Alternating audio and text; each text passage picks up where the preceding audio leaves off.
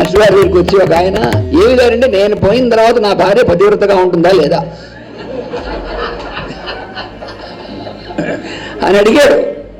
అందుకని వాడు నిద్ర పెట్టలేదు. వాడి సమస్య అదిట. ఓరి నిరుంపదేగా నువ్వు ఆవిడకి పతి ఎప్పటి నుంచి అయ్యావు అన్నారు. నీ పెళ్ళైనప్పటి అంత ముందుకు ఆవిడ పతివి కాదుగా నువ్వు. అదేమిటండి నిజమైనా కదా అంటే భార్య అని పుడుతుందా ముందు? ఆయన నా భర్తగా పుడతాడు ఎవడైనా? వాళ్ళు పుట్టి పెద్దవాళ్ళు అయిందో ఒకరికొకళ్ళు నచ్చి అదైందో ఇదైందో ఏదో ఏడిసి అప్పుడు భార్యాభర్తలు అయ్యారు. అప్పటి నుంచి భార్యాభర్తలు అంటారు, ముందు నుంచి భార్యాభర్తలు కాదుగా. నువ్వు పోయిన తర్వాత నీ భార్య ఎలా అవుతుంది అన్నారు. ఆవిడే కానీ మా ఆవిడ అన్నానికి నువ్వు ఉంటే కదా మీ ఆవిడే. ఆవిడకి అప్పుడు పొర తిరిగిపోయింది.